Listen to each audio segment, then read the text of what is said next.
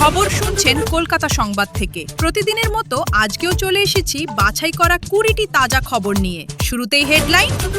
বাড়ি ঘিরে চোর চোর স্লোগান, ক্ষুব্ধ জনতার এবার গ্রেফতার নারকেলডাঙ্গার তৃণমূল কাউন্সিলর সচিন সিং।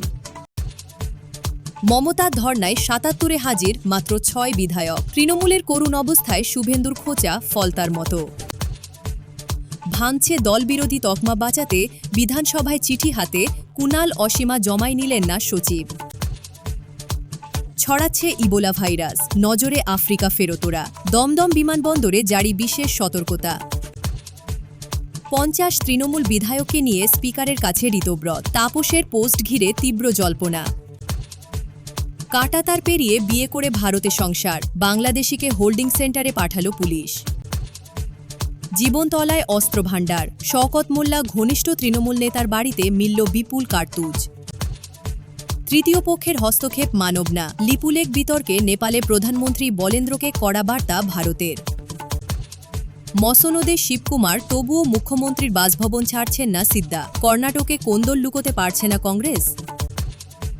ভারতের রাজনীতিতে ঢুকে সন্ত্রাসের জাল বিছানোর ছক জঙ্গিদের। ভয়ঙ্কর ষড়যন্ত্র আইএসআই-এর। এতক্ষণ শুনলেন সংবাদ হেডলাইন। এবার আসছি বিস্তারিত খবরে। যারা এখনো ভিডিওটিকে লাইক করেনি তারা লাইক করে চ্যানেলটিকে সাবস্ক্রাইব করে নেবেন। আপনাদের একটা লাইক আমাদের কাছে অনেক গুরুত্বপূর্ণ। আজকের রাজ্য রাজনীতির বড় খবর। মমতা বন্দ্যোপাধ্যায়ের ডাকা ধর্মনায় হাজির ছিলেন মাত্র ৬ বিধায়ক এবং ৫ সাংসদ। ৭৮ বিধায়কের দলের মধ্যে এত কম উপস্থিতি স্পষ্ট করছে তৃণমূলের ভিতের অস্থিরতা এবং শক্তির ভাঙন। রাজনৈতিক বিশ্লেষকরা বলছেন, নির্বাচন শেষ হলেও দলের ভেতরের ক্ষমতার সমীকরণ এখনও অনিশ্চিত।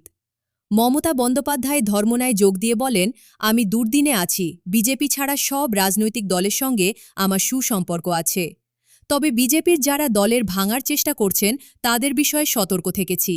এর অর্থ নেত্রী এখনও দৃঢ়, কিন্তু দল এবং কর্মীরা যে তার পাশে আছেন সেটা দেখা এখন চ্যালেঞ্জের বিষয়। মুখ্যমন্ত্রী শুভেন্দু অধিকারী মন্তব্য করেছেন, দলটি এত দূরকালীঘাটে প্রায় ২০ জন বিধায়ককে নিয়ে বৈঠক ডাকা হয়েছিল, কিন্তু দেখা মিলল মাত্র ৬ জনের। এতক্ষণ শুনলেন বিস্তারিত সংবাদ। আজকের মতো সংবাদ এখানেই শেষ হলো। ভিডিওটি ভালো লাগলে লাইক, সাবস্ক্রাইব আর কমেন্ট করতে ভুলবেন না। ধন্যবাদ।